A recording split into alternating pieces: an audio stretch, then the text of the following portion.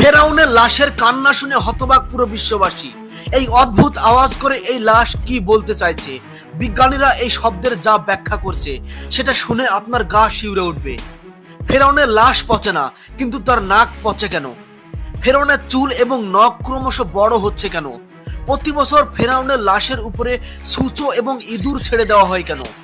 এছাড়াও আজকের ভিডিওতে আমি আপনাদেরকে জানাতে চলেছি ৩৫০০ বছর আগে ফেরাউনের সাথে ঠিক কি ঘটেছিল, মহান আল্লাহ পাক কতটা কঠিন আযাব দিয়েছিল ফেরাউনকে, এবং মহান আল্লাহ পাক ফেরাউনের উপরে কোন কোন ভয়ানক আযাব দিয়েছিল সেই বিষয়ে। একজন মুসলিম হিসাবে আপনার এগুলি জেনে রাখা অনেক জরুরি। বন্ধুরা, এই ভিডিওটির প্রত্যেকটা অংশ থেকে আপনি নতুন কিছু জানতে চলেছেন, তাই আপনারা যারা মহান আল্লাহ পাকের এই রহস্যের নিদর্শন সম্পর্কে জানতে চান তারা ভিডিওটি পুরোপুরি দেখুন। এবং ভিডিওটি শুরু করার আগে আপনারা একটা লাইক করে দিন এবং কমেন্টে অবশ্যই আমিন লিখুন। তাহলে চলুন বন্ধুরা, ভিডিওটি শুরু করা যাক। প্রায় ৩১০০ বছর পানির নিচে থাকা সত্ত্বেও ফেরাউনের লাশ একটুও পচেনি। আর কেনই বা আজকের দিনে এসে ফেরাউনের লাশের ভিতর থেকে কান্নার আওয়াজ বেরিয়ে আসছে? সেই কান্নার আওয়াজের সঠিক অর্থ কি? বিজ্ঞান এর যে ব্যাখ্যা দিচ্ছে তা পুরো বিশ্বকে হতভম্ব করে দিয়েছে। পবিত্র কোরআনে বলা হয়েছে ফেরাউন ডুবে মারা গেছে, আর মৃত্যুর পরও তার শরীরকে অক্ষত রাখা হবে পরবর্তী সীমা লঙ্ঘনকারীদের জন্য সতর্ক বার্তা হিসাবে। কিন্তু সেদিন ফেরাউনের সাথে কতটা ভয়ঙ্কর ঘটনা ঘটেছিল একজন মুসলিম হিসাবে এটা আপনাদের অবশ্যই জেনে রাখা উচিত। ফেরাউন তার শাসনকালে মানুষের উপর অনেক জুলুম এবং অত্যাচার করত, গরিবের হককে ভক্ষণ করে নিত, তাদেরকে পশুর মতো খাটিয়ে নিত, বিনিময়ে তাদেরকে অনেক কম পরিমাণে মজুরি দিত। যারা তার প্রতিবাদ করত, যারা তার কাজ করতে চাইতো না, তাদেরকে ফেরাউন অনেক নৃশংসভাবে হত্যা করত। এত অত্যাচার দেখে মহান আল্লাহ পাক তার পয়গম্বর হযরত মুসা আলাইহিস সালামকে হুকুম দিলেন। তিনি বললেন, হে মুসা, ফেরাউনের কাছে আমার বার্তা পৌঁছে দাও, যাতে সে মানুষের উপরে জুলুম এবং অত্যাচার না করে, না হলে আমার আযাব তাকে ধ্বংস করে দেবে। আল্লাহর নবী হযরত মুসা আলাইহিস সালাম আল্লাহর বার্তা ফেরাউনের কাছে পৌঁছে দিলেন। এই বার্তা শুনে ফেরাউন উপহাস করতে লাগলো এবং হেসে হেসে বলতে লাগলো, এখানকার খোদা আমি নিজেই, আমি কারোর হুকুম মানি না। এরপর আল্লাহ তাআলা তার নিজের নিশানি পয়গম্বর হযরত মুসা আলাইহিস সালামের মাধ্যমে দেখাতে লাগলেন। আর এই দৃশ্য দেখে মিশরের সমস্ত লোকজন অবাক হয়ে গেলেন। বহু মানুষ আল্লাহর প্রতি ঈমান আনলেন, যেটা দেখে ফেরাউন হযরত মুসার উপরে অনেক রেগে গেলেন এবং হযরত মুসার কওমের উপরে অত্যাচার করতে শুরু করলেন। কিছু সময় পর তার অত্যাচার এতটাই বেড়ে গেল যে হযরত মুসা আলাইহিস সালাম আর সহ্য করতে না পেরে আল্লাহর দরবারে সিজদায় পড়ে গেলেন এবং দোয়া করে বললেন, হে আমার রব, ফেরাউন এই জমিনের উপরে অনেক নিষ্ঠুর হয়ে গেছে, তুমি তার উপরে তোমার আযাব বর্ষণ করো, যাতে সে শিক্ষা পেয়ে যায় এবং আমার সহকারীরা রক্ষা পায়। হযরত মুসা আলাইহিস সালামের দোয়া আল্লাহ কবুল করে নেয় এবং ফেরাউনের উপরে 5টি আযাব নিয়ে আসে, যে আযাবগুলির ব্যাপারে শুনলে আপনাদের আত্মা কেঁপে উঠবে।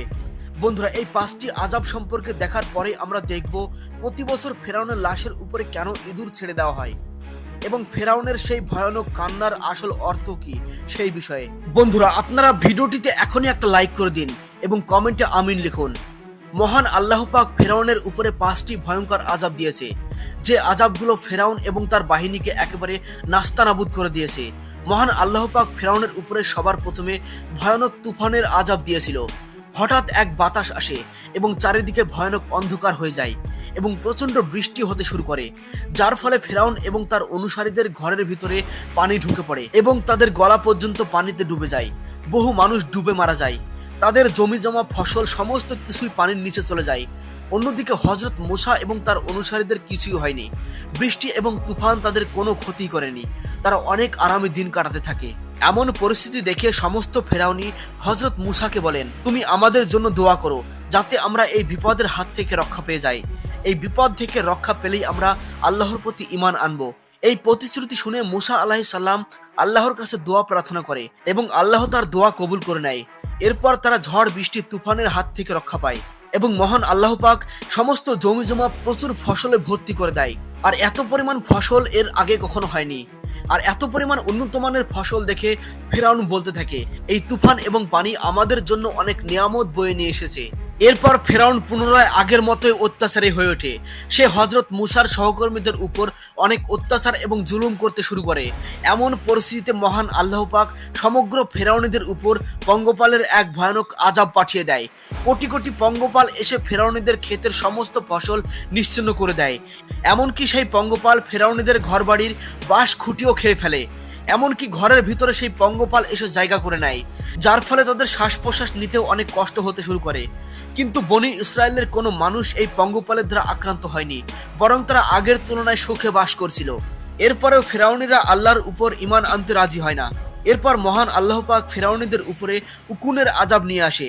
এই উকুনের পরিমাণ এতটাই বেশি ছিল যে এই উকুন তাদের মাথার চুল থেকে শুরু করে জামা কাপড়ের ভিতরে ঢুকে পড়ে, তাদের দেহের সমস্ত রক্ত চুষে খেয়ে ফেলতে শুরু করে।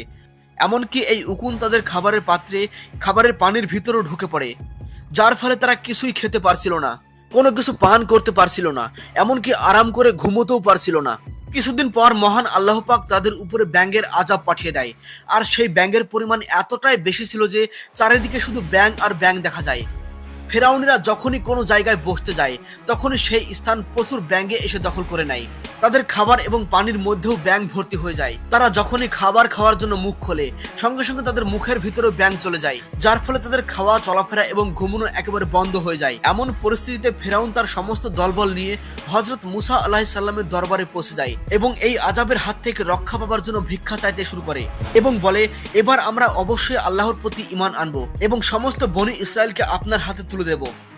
মহান আল্লাহ পাক পুনরায় হযরত মুসা আলাইহিস সালামের দোয়া কবুল করে নেন এবং ফেরাউনের উপর থেকে সমস্ত আযাব উঠিয়ে দেন। এই আযাব থেকে মুক্তি পেতে ফেরাউন পুনরায় তার আগের রূপে ফিরে আসে এবং বনি ইসরায়েলের উপরে প্রচন্ড অত্যাচার করতে শুরু করে দেয়, যার ফলে মহান আল্লাহ পাক পুনরায় তাদের উপরে রক্তের আযাব দিয়ে দেয়। তাদের সমস্ত কুয়ো এবং খালবিল, পুকুর রক্তে পরিপূর্ণ হয়ে যায়। এমনকি তাদের খাবারের আসবাবপত্র থেকে শুরু করে সমস্ত কিছু রক্তে পরিপূর্ণ হয়ে যায়। অন্যদিকে মুমিনদের উপরে এর কোনো প্রভাব পড়েনি। তারা অনেক সুখে দিন কাটাচ্ছিল এবং তারা পরিষ্কার ঝকঝকে পানি পান করেছিল। এমন পরিস্থিতিতে ফেরাউনিরা মুমিনদের একই পাত্রে মুখ লাগিয়ে পানি পান করার চেষ্টা করে, কিন্তু একই পাত্র থেকে মুমিন ব্যক্তিরা ফ্রেশ পানি পান করলেও ফেরাউনিদের মুখে পানির বদলে তাজা রক্ত আসতে থাকে। বাধ্য হয়ে ফেরাউন এবং তার সহকর্মীরা গাছ, লতাপাতা এবং গাছের মূল থেকে রস বের করে খেতে শুরু করে, কিন্তু সেই গাছ, লতাপাতার রস তাদের মুখে গিয়ে রক্তে পরিণত হয়ে যায়। কোনো উপায় না পেয়ে ফেরাউন এই আযাব থেকে মুক্তি পাওয়ার জন্য আবার হযরত মুসা আলাইহিস সালামের দরবারে এসে উপস্থিত হয়ে যায় এবং হযরত মুসা আলাইহিস সালাম আল্লাহর কাছে দোয়া প্রার্থনা করতেই আল্লাহ সেই দোয়া কবুল করে নেয় এবং 7 দিনের মধ্যে সেই আযাব ফেরাউনিদের উপর থেকে উঠে যায়। কিন্তু আযাব উঠে যেতেই ফেরাউন পুনরায় তার আগের রূপে ফিরে আসে এবং বনি ইসরায়েলের উপরে প্রচন্ড অত্যাচার শুরু করে দেয়। এরপর হঠাৎ একদিন ফেরাউন হযরত মুসা এবং তার সহকর্মীদেরকে হত্যার জন্য বিরাট এক সেনাবাহিনী নিয়ে বের হয়ে যায়। এমন পরিস্থিতিতে মহান আল্লাহ পাক হযরত মুসা আলাইহিস সালামকে সেই রাতেই তার দলবল এবং সহকর্মীদেরকে নিয়ে শহর ত্যাগ করার নির্দেশ দেন। সঙ্গে সঙ্গে হযরত মুসা আলাইহিস সালাম তার দলবল নিয়ে সেখান থেকে সরে যেতে শুরু করে। আর এমন ঘটনা জানতে পেরে ফেরাউন বলতে থাকে, যত কিছুই ঘটে যাক, আমি মুসা এবং তার দলবলকে হত্যা করে ছাড়বো। এরপর ফেরাউন তার দলবল নিয়ে মুসা আলাইহিস সালাম এবং তার সঙ্গীদেরকে পিছু ধাওয়া করতে থাকে। একটা সময় মুসা এবং তার দলবল পালাতে পালাতে লোহিত সাগরের তীরে গিয়ে পৌঁছে যায় এবং ফেরাউন তার দলবল নিয়ে তাদের দিকে এগোতে থাকে। সামনে সমুদ্র দেখে বনি ইসরায়েলের সমস্ত লোক বলতে থাকে, হে মুসা, তুমি আমাদেরকে কোথায় নিয়ে এলে? আমাদের সামনে সমুদ্র এবং আমাদের পিছনে ফেরাউনের বিশাল বাহিনী। এই কথা শুনে হযরত মুসা বলেন, তোমরা ভয় পেও না, ফেরাউনি বাহিনী আমাদের ধরতে পারবে না, আল্লাহ পাক আমাদের সঙ্গে রয়েছেন। এদিকে ফেরাউনি বাহিনী তাদের দিকে দ্রুত গতিতে ছুটে আসছে। এই সময় মহান আল্লাহ পাক মুসা আলাইহিস সালামকে তার হাতের লাঠিটা দিয়ে সাগরের পানিতে আঘাত করতে বলেন। আর মুসা যেই লাঠি দিয়ে সাগরের পানিতে আঘাত করে দেয়, সঙ্গে সঙ্গে সাগরের পানি দুই দিকে সরে যায় এবং মাছ দিয়ে একটা রাস্তা তৈরি হয়ে যায়। তখন বনি ইসরায়েলের কিছু লোক বলতে থাকে, হে মুসা, আমরা সবাই আলাদা আলাদা, আমরা একই রাস্তা দিয়ে যেতে চাই না। তখন মুসা আলাইহিস সালাম সমুদ্রের 12 জায়গায় লাঠি দিয়ে আঘাত করে এবং সমুদ্রের 12টি রাস্তা তৈরি হয়ে যায় এবং বনি ইসরায়েলের সমস্ত মানুষ সেই রাস্তা দিয়ে পালিয়ে যেতে শুরু করে। বনি ইসরায়েলের সবাইকে সেই রাস্তা দিয়ে পালাতে দেখে যখনই ফেরাউনিরাও সেই রাস্তায় নেমে পড়ে, যখনই মুসা আলাইহিস সালাম তার দলবল নিয়ে সমুদ্র পার হয়ে যায়, তখন ফেরাউনিরা ঠিক সমুদ্রের মাঝামাঝি জায়গায় অবস্থান করছে। সঙ্গে সঙ্গে মহান আল্লাহ পাক সমুদ্রের পানিকে আগের মতো হয়ে যেতে বলে, আর সমস্ত ফেরাউনি সেই সমুদ্রের পানিতে ডুবে মারা যায়। পানিতে ডুবে যাওয়ার মুহূর্তে ফেরাউন চিৎকার করে বলতে থাকে, আমি মুসা এবং তার ভাই হারুনের আল্লাহকে মেনে নিচ্ছি এবং আল্লাহর প্রতি ঈমান নিয়ে আসছি। এমন সময় আল্লাহর তরফ থেকে আওয়াজ আসে, হে ফেরাউন, তুমি অনেক সময় নষ্ট করে ফেলেছো, এখন তুমি জাহান্নামের দরবারে পৌঁছে গিয়েছো। আমি তোমার লাশকে সংরক্ষিত করলাম, যেটা তোমার পরবর্তী প্রজন্মের জন্য নিদর্শন হয়ে থাকবে। বন্ধুরা কমেন্টে লিখুন আমিন। চলুন বন্ধুরা এবার আমরা জেনে আসি ফেরাউনের লাশের পুরো বডি পচে না, কিন্তু তার নাক পচে কেন, এবং ফেরাউনের লাশের ভিতর থেকে বেরিয়ে আসা সেই শব্দের অর্থ সম্বন্ধে বিজ্ঞানীরা কি বলছেন সেই বিষয়ে। বন্ধুরা বহু বছর ধরে ফেরাউনের লাশ অক্ষত অবস্থায় থাকলেও তার নাকের অগ্রভাগ অনেক দামি দামি মেডিসিন দিয়েও বহাল রাখা যায়নি। তার কারণ হলো হাদিস শরীফে বর্ণিত হয়েছে, ফেরাউন যখন পানিতে ডুবে যাচ্ছিল এবং কালেমা পাঠ করছিল, তখন ফেরেশতা জিব্রাইল ফেরাউনের মুখের ভিতরে সাগরে কাদামাটি ঢুকিয়ে দেয়, এবং ফেরাউন যখন নিজেকে মুসলিম বলে স্বীকারোক্তি দেয়, তখন ফেরেশতা জিব্রাইল তার মুখের উপরে আঘাত করায় তার ওষ্ঠভাগ এবং নাকের অগ্রভাগ থেতলে যায়। আর এই কারণে ফেরাউনের পুরো দেহ অক্ষত থাকলেও তার নাকের অংশ পচে যায়। প্রতি বছর ফেরাউনের লাশের উপরে ইঁদুর ছেড়ে দেওয়া হয় কেন? প্রাচীন যুগে মিশরীয়রা মৃত লাশের উপরে এমনই এক ধরনের মশলা লাগিয়ে রাখত, যার জন্য লাশ সুরক্ষিত রাখা যায় এবং সেই লাশের উপরে শুধু চামড়াটাই অবশিষ্ট থাকতো। কিন্তু ফেরাউনের লাশ খুবই ব্যতিক্রম, যার লাশের সমস্ত মাংস আজও অক্ষত রয়েছে। তবে এটা সত্য না মিথ্যা তার কোনো প্রমাণ নেই। শোনা যায় যে প্রতি বছর একবার করে ফেরাউনের লাশের উপরে সুসো ইঁদুর ছেড়ে দেওয়া হয়, যারা ফেরাউনের লাশের উপরে বৃদ্ধি পাওয়া মাংসগুলো খেয়ে ফেলে।